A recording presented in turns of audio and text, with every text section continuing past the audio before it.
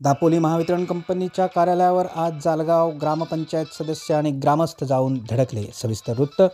जालगाव कार्यक्षेत्रामध्ये गेले अनेक दिवस विजेचा खेळखंडोबा सुरू आहे।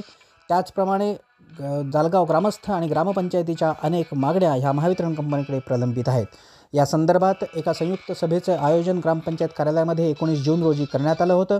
या सभेनुसार जालगाव ग्रामपंचायत कार्यक्षेत्रातील वीज ग्राहकांची जोडणी ही दाभोळ फिडरवरनं काढून घेऊन स्वतंत्र अशा उंबरल फिडरवर हस्तांतरित करावी, जेणेकरून या फिडरवर असणारा लोड कमी होईल आणि सातत्याने खंडित होणारी वीज सुरळीत होईल, अशी प्रमुख मागणी होती। त्याचप्रमाणे वीज महावितरणचे जालगाव कार्यक्षेत्रासाठी दिलेले जे कर्मचारी आहेत त्यांनी पूर्ण वेळ ग्रामपंचायत कार्यालयामध्ये उपस्थित असावं आणि 100% सेवा पुरवावी, अशा अनेक मागण्या ह्या 19 जूनच्या सभेमध्ये देण्यात आल्या होत्या। मात्र आज 10 दिवस उलटूनही कोणतीही सुधारणा यामध्ये न झाल्यामुळे संतप्त झालेले ग्रामस्थ हे महावितरण कंपनीच्या कार्यालयावर जाऊन धडकले होते।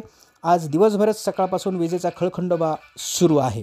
या संदर्भात आता प्रतीक्षा आहे की महावितरण कंपनीकडून जालगाव ग्रामस्थांच्या मागण्या मान्य होणार का? जालगाव ग्रामपंचायत आता यानंतर पुढचे कोणते पाऊल उचलणार, याच गोष्टीकडे सर्व ग्रामस्थांचे लक्ष लागून राहिले आहे।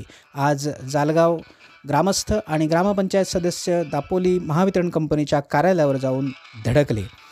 यावेळी ग्रामपंचायत जालगावचे उपसरपंच राजेंद्र चव्हाण, तंटामुक्ती अध्यक्ष विकास लिंगावळे, सर्व सदस्य आणि ग्रामपंचायत कार्यक्षेत्रातील ग्रामस्थ बहुसंख्येने उपस्थित होते। दापोली महावितरण कंपनीच्या कार्यालयावर जालगाव ग्रामस्थ आणि ग्रामपंचायत सदस्य आज जाऊन धडकले। सलीम रखांगेसह निवेदिता, फास्ट न्यूज, दापोली।